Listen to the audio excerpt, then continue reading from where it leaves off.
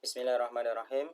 Assalamualaikum warahmatullahi wabarakatuh. Selamat pagi, siang, sore, maupun selamat malam untuk mahasiswa yang mengambil mata kuliah pembiayaan pembangunan.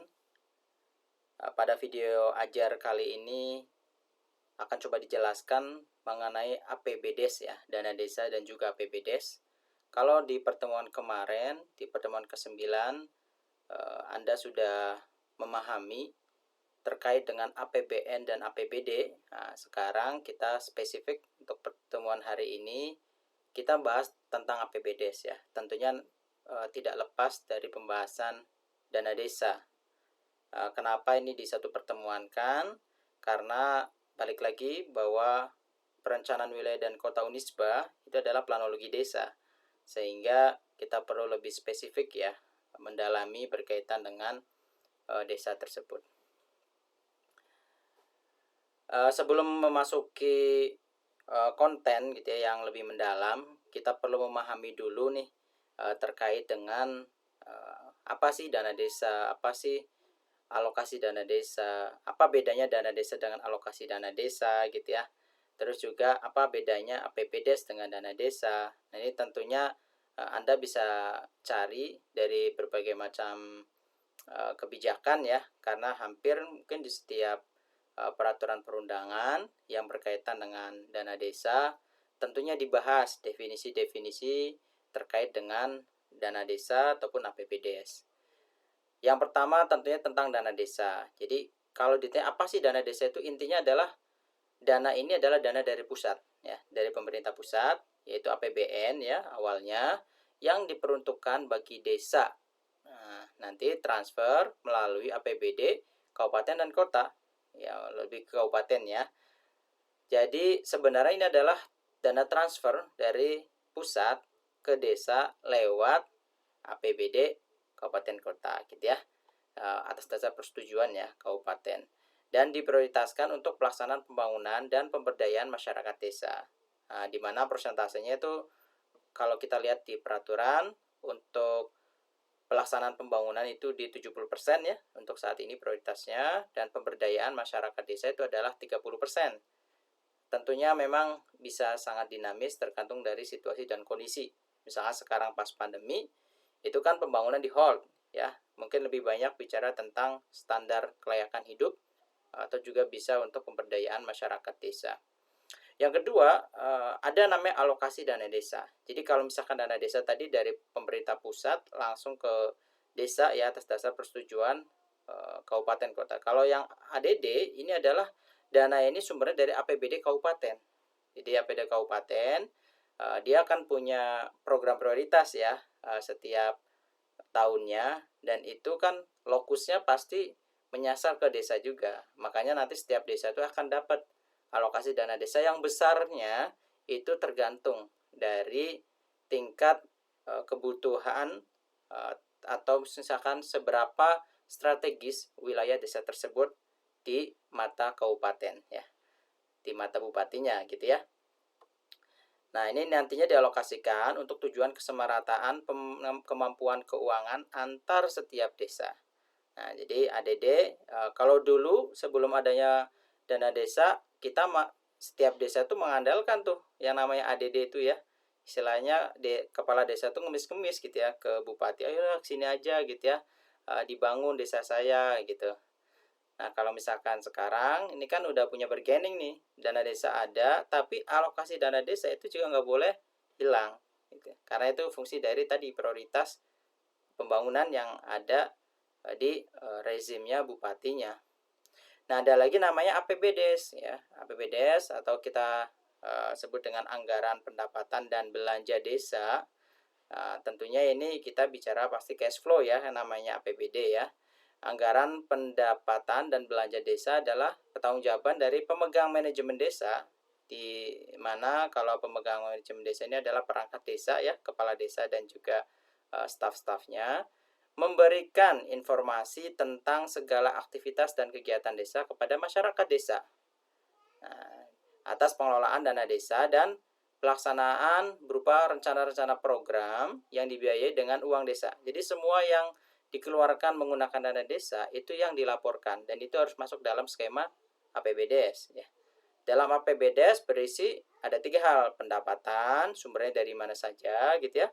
Terus juga belanja, dialokasikan untuk apa saja, dan juga pembiayaan desa, apakah surplus atau minus gitu ya.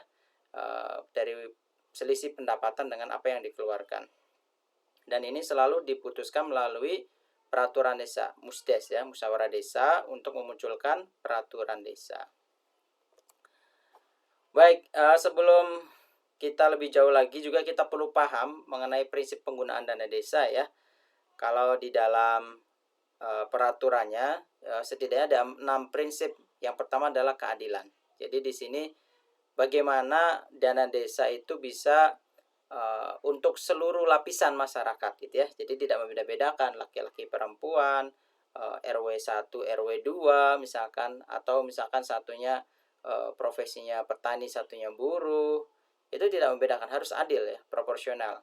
Yang kedua adalah kebutuhan prioritas. Jadi yang memang dipakai lewat dana desa itu tentunya kebutuhan-kebutuhan yang mendesak gitu ya. Kebutuhan yang namanya juga kebutuhan, bukan keinginan ya. Jadi benar-benar itu dibutuhkan, harus ada justifikasi bahwa itu adalah butuh gitu ya. Yang ketiga adalah kewenangan desa, terutama ini berkaitan dengan kewenangan hak asal-usul dan kewenangan lokal berskala desa ya. Yang keempat adalah tipologi desa. Setiap desa itu kan berbeda-beda ya karakteristiknya. Ya, nah itu nanti ketika memanfaatkan bisa jadi ya ada yang dominasinya lebih ke mengentaskan kemiskinan, ada yang mengentaskan fisik gitu ya. Walaupun memang diatur standar minimumnya ya, proporsionalnya. Yang keempat adalah swaklola dan berbasis SDM lokal. Nah ini ya yang rada membedakan. Jadi kalau misalkan kabupaten itu kan dia pakai tender ya. Kalau misalkan kabupaten, provinsi ataupun nasional, pusat itu menggunakan tender lelang. Tapi kalau misalkan dana desa itu sebisa mungkin swaklola ya, alias dikerjakan sendiri, memanfaatkan resources lokal yang ada di desa tersebut.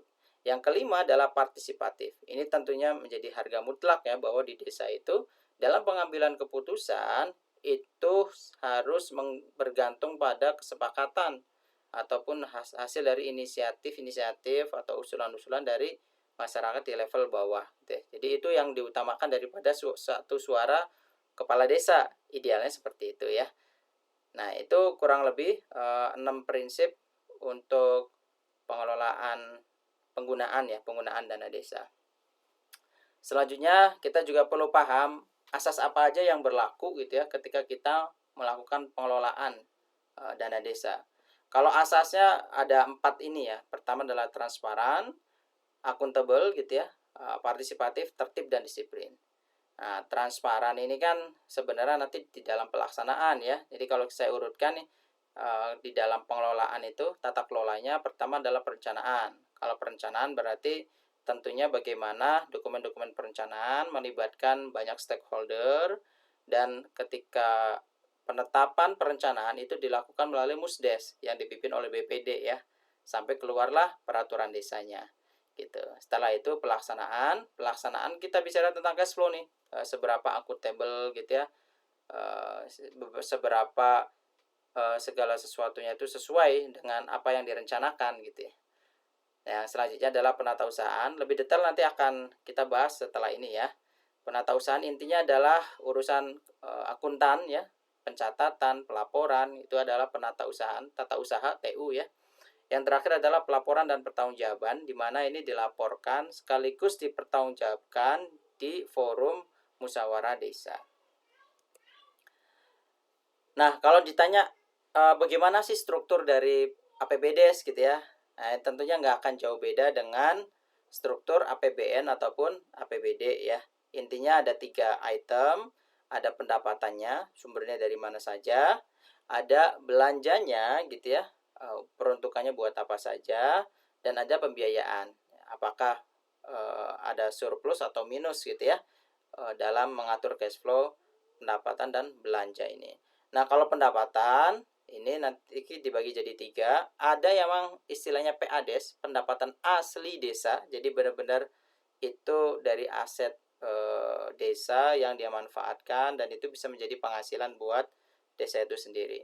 Ada juga transfer desa. Kalau transfer desa adalah transfer dari kabupaten, dari provinsi gitu ya, kepada desa tersebut. Yang terakhir adalah lain-lain pendapatan desa yang sah gitu ya. Nah, yang kedua adalah belanja. Belanja ini itemnya sebenarnya ada 4 ya awalnya. Belanja untuk pemerintahan desa, untuk pembangunan desa, pembinaan kemasyarakatan desa, dan pemberdayaan masyarakat desa. Hanya saja di dalam Permendagri yang baru gitu ya, itu disebutkan bahwa ada alokasi untuk penanggulangan bencana di dalam belanja ya, dan termasuk di situ berarti dana tak terduga ya, karena banyak hal-hal yang sifatnya mendesak dan butuh diselesaikan gitu. Lebih lanjut juga kita akan coba bahas satu persatu ya. Pertama adalah pendapatan. Kalau pendapatan, apa saja sih sebenarnya pendapatan desa yang bersumber dari PADES gitu ya. Nah, pendapatan asli desa itu intinya ada berapa? 1, 2, 3, 4, 5 ya. 5. Jadi pertama adalah hasil usaha dan juga hasil aset gitu ya. Itu masuk di dalam PADES. Jadi hasil usaha itu misalkan contohnya adalah BUMDes misalkan ya. Penghasilan dari BUMDes bagi hasilnya itu masuk di dalam PADES langsung gitu ya. Makanya ketika BUMDes itu dibangkitkan, ketika si BUMDes bisa memberikan pendapatan buat desa, maka itu akan meningkatkan ya tingkat kemandirian desa. Yang kedua adalah swadaya dan partisipasi. Jadi itu juga masuk dalam PADES. Misalkan ada kerja bakti gitu ya, terus nanti pupul-pupul, uangnya dapat berapa? Oke, uangnya sekian. Itu di-adjust di dalam PADES ya. Yang ketiga adalah gotong royong ataupun lain-lain pendapatan asli yang sah gitu ya. Nah, itu adalah sumber dari PADES. Bagaimana untuk sumber dari transfer ya? Transfer ada beberapa item. Pertama adalah transfer alokasi anggaran pendapatan dan belanja negara atau APBN. Ini yang dimaksud dengan dana desa ya. Jadi dana desa yang ditransfer dari pemerintah pusat. Gitu.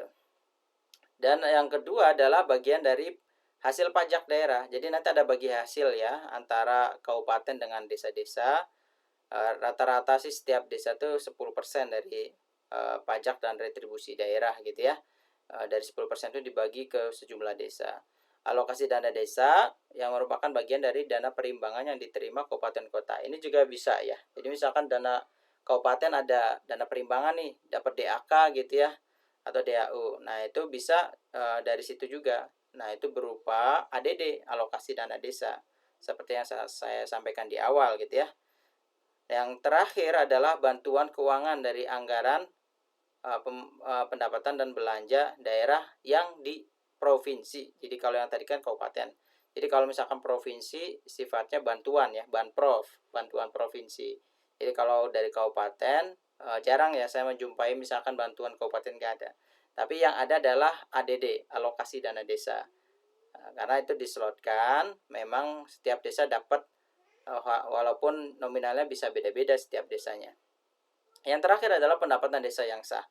Nah, pendapatan desa yang sah ini biasanya lebih ke sumbangan ya, hibah gitu ya.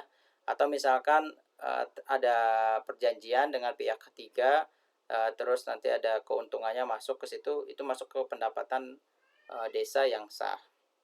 Nah, itu dari sisi pendapatan ya. Jadi setidaknya kalian bisa kebayang nih struktur dari sumber-sumber pembiayaan yang ada di desa ya.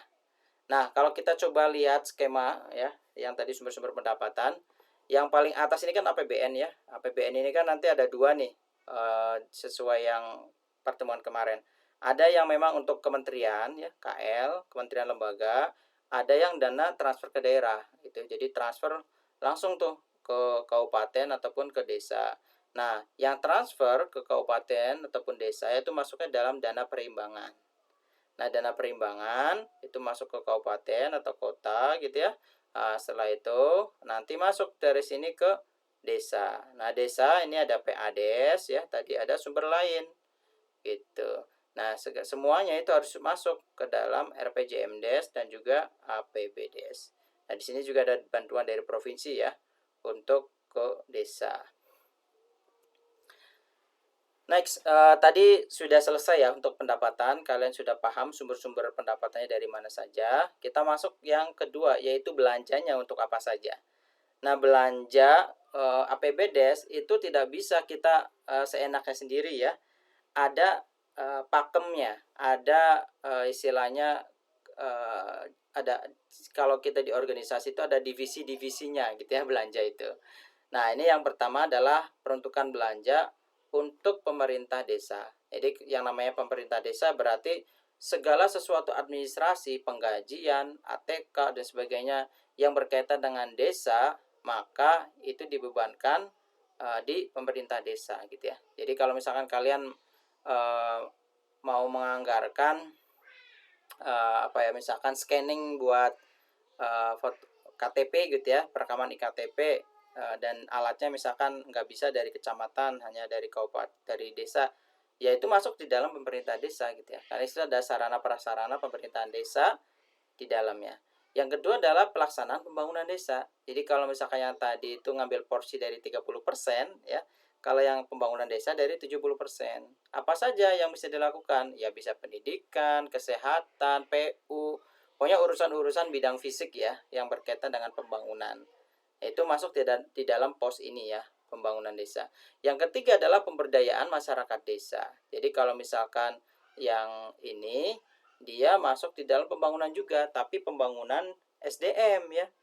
Dan di situ memang banyak urusannya, dari mulai pertanian, peternakan, apakah terkait dengan keluar koperasi gitu ya, ataupun yang lain. Pokoknya semua hal berkaitan dengan pemberdayaannya.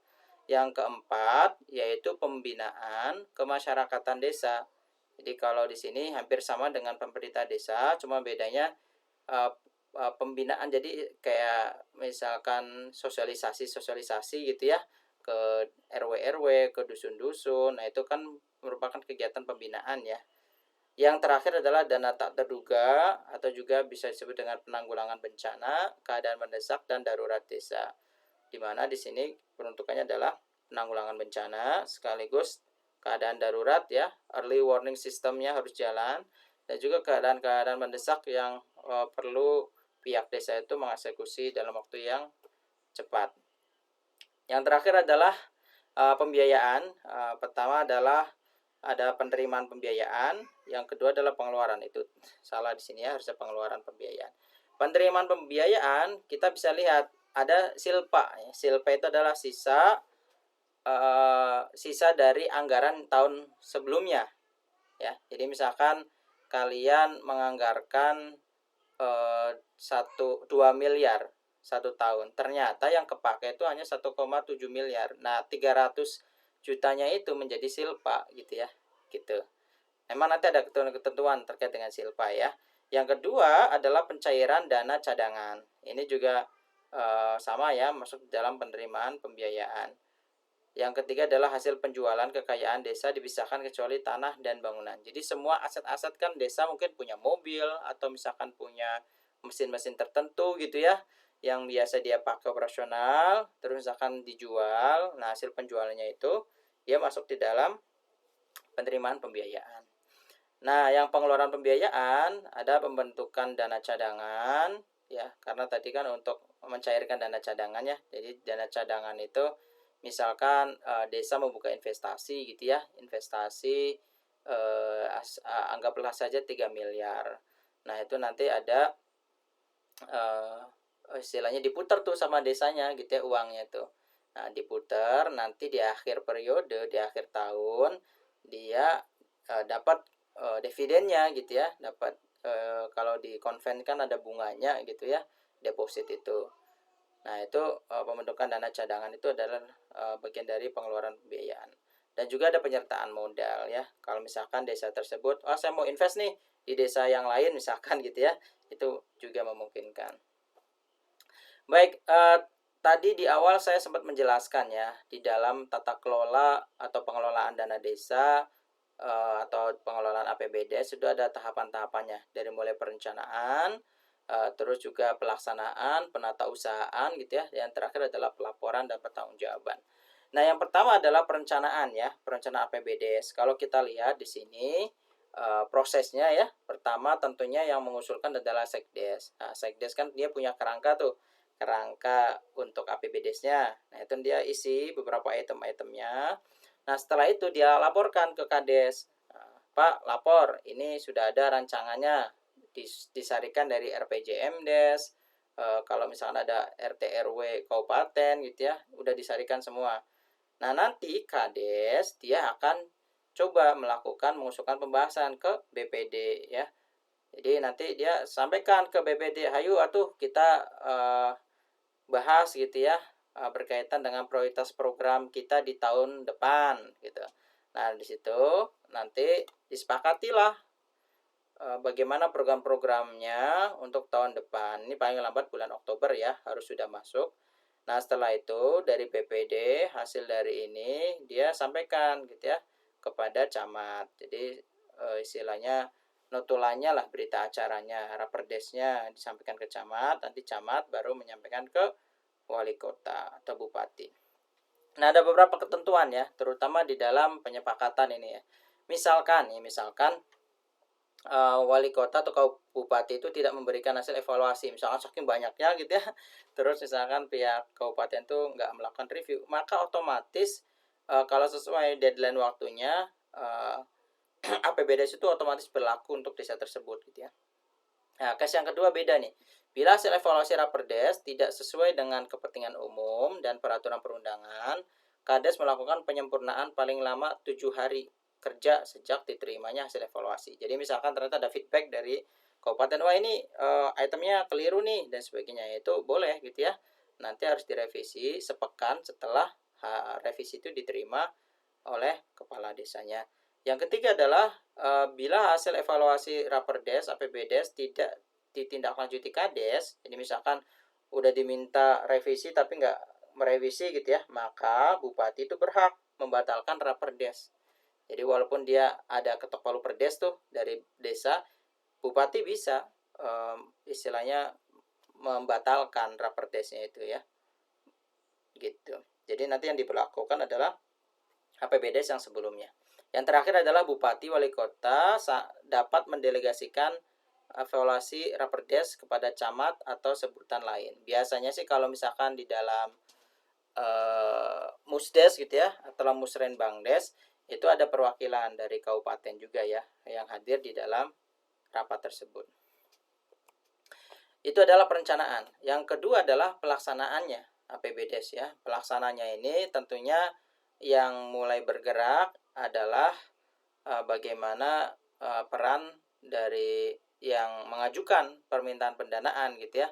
Jadi istilahnya yang mengajukan ternyata kepala urusan pembangunan misalkan ya, di sana ada timnya, ya dia ajukan, ada dokumen RAB-nya dia sampaikan gitu ya kepada bendahara.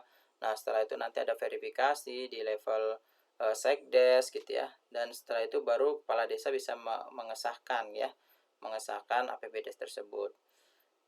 Nah, ini sekretaris desa itu wajib pertama dia harus meneliti tuh seberapa lengkap dokumennya, menguji kebenaran perhitungan tagihan. Jadi biasanya ya untuk bisa ngecek harus pakai Excel ya. Jadi keilmuan mengenai Office-nya harus sudah standar gitu. Yang ketiga menguji ketersediaan dana. Jadi kita ACC approval ternyata dananya nggak ada. Jadi ingat ya, kalau dana desa itu kan dia bertahap ini ya dapatnya dicairkannya. Yang kedua, tidak semua dana itu dipegang di tangan gitu ya, sehingga memang harus dicek dulu ketersediaan dananya. Yang keempat adalah menolak permintaan pembayaran bila tidak memenuhi persyaratan. Oke, setelah itu disahkan, kepala desa mengesahkan barang-barang. Oke, ini silakan pencairan gitu ya. Itu di pelaksanaan. Kita masuk penatausahaan. Penatausahaan berarti aktor utamanya adalah antara pelaksana kegiatan ya, PJ-nya, dengan bendaharanya. Ini kurang lebih tanggung jawabnya ya masing-masing. Jadi kalau misalkan pelaksana kegiatan, tentunya dia kas kegiatan, bukunya itu rapi gitu ya. Ya, untuk bendahara ini harus lebih kompleks tuh, ada buku kas umum, ada untuk pajak, ada untuk bank, ada bukti transaksi dan sebagainya. Yang terakhir adalah pelaporan pertanggungjawaban pelaksanaan APBDes. Nah, kalau yang ini sebenarnya secara detail itu akan diatur di dalam peraturan menterinya ya. Dan ini pasti ya berubah-ubah gitu ya skema-skemanya pelaporannya. Tapi kalau misalkan kita lihat Permendagri nomor 113 nih, yang pakai yang lama, kurang lebih alurnya seperti ini ya. Jadi Kades nanti akan melaporkan ke camat. Tentunya laporannya itu dibagi jadi dua ya. Laporan semesternya ada yang semester satunya di akhir Juli gitu ya, tahun berjalan disampaikan. Terus juga ada yang semester 2 paling lambat akhir Januari gitu ya. Nah, kita bicara mengenai bagaimana skema-skema penggunaan ataupun pemanfaatan anggaran desa ya. Sebenarnya kalau dari banyak literatur ataupun tinjauan kebijakan itu sangat spesifik ya, bahwa dana desa itu tidak diperkenankan untuk dilakukan tender gitu ya. Jadi kalau mau ya cash for work gitu ya. Jadi di situ ada padat karya, ketika ada proyek pembangunan drainase atau misalkan jembatan, itu ya tenaga kerjanya dari orang desa juga gitu ya. Lumayan ya, mereka yang awalnya pengangguran jadi dapat pekerjaan. Yang kedua adalah swakelola. Jadi kalau swakelola itu kepala desa bersama BPD itu menunjuk siapa yang nanti akan sanggup gitu ya untuk membantu desa. Jadi kalau misalkan swakelola kan berarti ada dua lembaga, satunya adalah pemerintah, satunya adalah pihak swasta ya ataupun yang lainnya. Tapi join gitu ya.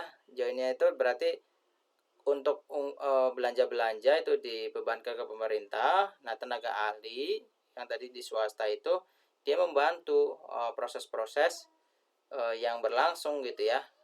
Gitu selama pemanfaatan itu.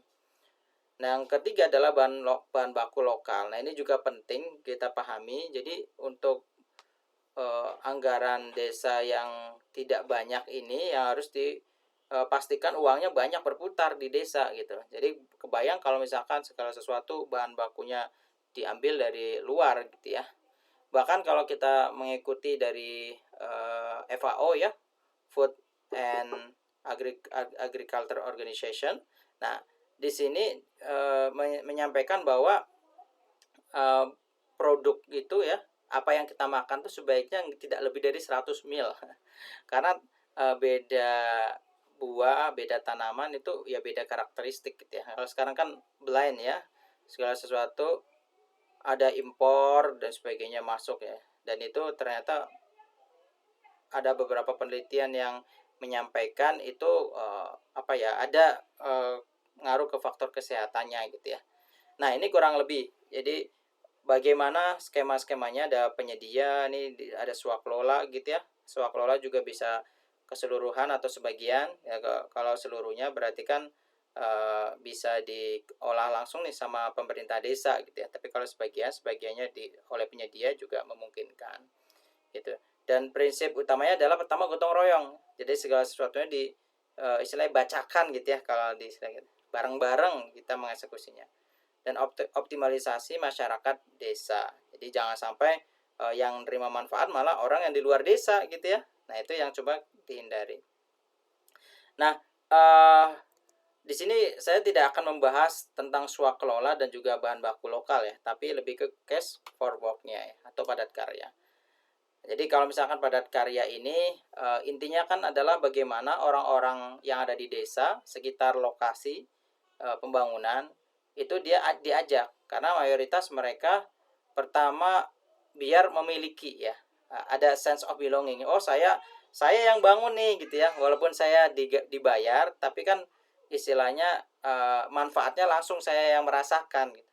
Sehingga ada sisi kepemilikan yang lebih tinggi gitu ya. Jadi kalau misalkan pembangunannya itu mau dirusak atau ada yang coba coret-coret gitu ya, maka masyarakat itu secara otomatis bisa mengingatkan, bisa ngasih sanksi gitu ya. Karena ya itu hasil dari sendiri kan. Yang kedua adalah tentunya menyerap tenaga kerja nih dalam jumlah besar. Berarti kan uang dari desa, di mana uang ini dari kabupaten, dari pusat, itu diputar di dalam desa gitu ya.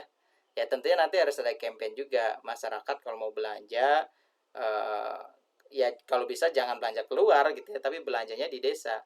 Wah, kalau misalkan di desanya belum ada fasilitas untuk apa yang kita butuhkan, maka itu adalah PR desa. Gimana caranya BUMDesnya itu dia bisa mengidentifikasi produk-produk apa ataupun jasa ya, apa yang perlu diberikan atau dijual oleh BUMDes, gitu ya. Nah ini prinsip-prinsip untuk padat karya itu pertama adalah bersifat swakelola, itu jelas sekali ya. Jadi swakelolanya bisa jadi swakelola sepenuhnya ya, karena masyarakat lokal sendiri yang akan mengeksekusi. Yang kedua adalah labor intensif. Nah, kalau labor intensif ini penyerapan tenaga kerja tadi. Yang ketiga adalah lokal konten ya. Bagaimana material bahan baku itu ya disuplai dari sekitar lokasi gitu ya. Jadi tidak perlu jauh-jauh gitu. Nah, dengan prinsip ini maka dana desa itu kita coba tidak keluar dari desa ya.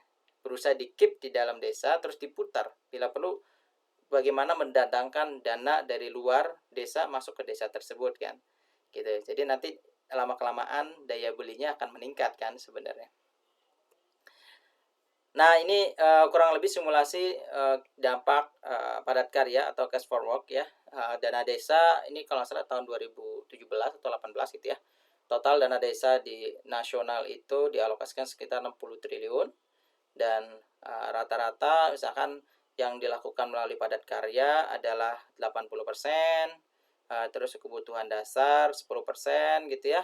Dan untuk pengembangan ekonomi lokal itu juga ada 10%. Nah, kalau kita masukkan di sini ya, kita lihat dampak-dampaknya gitu ya. Misalkan proyeknya ada 4 nih, ada proyek pembangunan jalan, ada pembangunan irigasi, embung, pasar, dan ini kan tenaga kerjanya butuh 50 gitu ya. Kalau misalkan ini 100.000 aja nih, kalau 100.000 per orang per hari gitu ya, jumlah harinya ada 20 kan lumayan tuh, masing-masing orang dapat berapa ya. Jadi ada peningkatan pendapatan bisa sampai 29,98 triliun gitu ya dari ini apa padat karya ini. Jadi uang itu di-keep di dalam desa gitu ya. Nah, ini adalah contoh-contoh ya beberapa infografis dan saya kira makin kepala desa dan tim aparatur desanya itu terbuka dengan penggunaan ataupun perencanaan dana desa, maka tingkat respek masyarakatnya juga akan makin tinggi gitu ya. Ini contoh saya ambil di 2 desa. Pertama adalah desa Pangkalan desa ini Amin Jaya di Kabupaten Kutawaringin Barat dan juga ada desa Sidokumpul di Lamongan ya. Nah, ini kurang lebih ya. Dia ilustrasinya selalu tidak lebih dari pendapatannya sumbernya dari mana aja, nominalnya berapa. Belanjanya juga peruntukannya buat apa, dan kalau kita lihat di sini ada 4 ya di sini ya. Ini sebenarnya ada 5 nih, satu lagi tapi yang dana tidak terduga kan masih pembaruan ya. Kalau ini kan 2018 nih. Nah, beda kalau yang ini kan udah 5 ya. Jadi mulai pemerintah desa, ini pembangunan, ini pembinaan, terus juga ada penanggulangan bencana. Ini tahun 2021 ya. Seperti yang tadi saya sampaikan strukturnya untuk pembiayaan dibikin 5 seperti ini gitu. Termasuk Anda membuat RPJMdes pun sama, diklasifikasikan ke dalam 5 klaster ini ya gitu. Terakhir adalah ada hal yang menarik terkait dengan desa Sidokumpul ini ya. Dia bikin websitenya sistem informasi desa. Ini menarik kayak kita ini ya apa istilahnya kita bisa ya, kitabisa.com kan gitu ya. Jadi sudah terkumpul berapa nih gitu ya. Misalkan sini pendapatan, dia dapat pendapatan itu 1,4 M nih. 1,4 M, rinciannya apa aja? Dana desa sekian, pajak retribusi sekian, masing-masing sekian ya. Nah, dari sini progresnya sampai mana? Oh, ternyata dana desa itu yang cair baru 518 juta. Jadi baru terrealisasi sekian gitu ya. Itu. Terus ini juga sama nih, bagi hasil ini malah belum terrealisasi, masih 0% gitu ya. Gitu. Jadi ini on progress sekali. Jadi dia kalau ada masuk uang dari mana, dia masukin ke situ ya, sehingga ada persentase realisasi ya saat ini gitu ya, dana yang ada di desa. Ini kan luar biasa nih gitu ya. Dan ini adalah penggunaannya juga nih. Oh, ternyata bidang pemberdayaan ini belum ada yang ngajuin nih, padahal ada slot 10 juta gitu loh. Ini kan berarti jadi kesempatan masyarakat gitu ya untuk bisa mengajukan proposal kegiatan-kegiatan yang bisa dilakukan di desa gitu. Nah, baik, itu adalah bagian dari prolog video ajar ya untuk pertemuan ke-10 ini. Saya berharap Anda bisa memahaminya secara utuh dan terbuka ya, open. Kalau saya open, kalau misalkan kalian ada hal yang diskusikan, ada tambahan referensi, itu boleh banget gitu ya. Karena ya kita sama-sama saling belajar. Demikian, selamat berdiskusi. Assalamualaikum warahmatullahi wabarakatuh.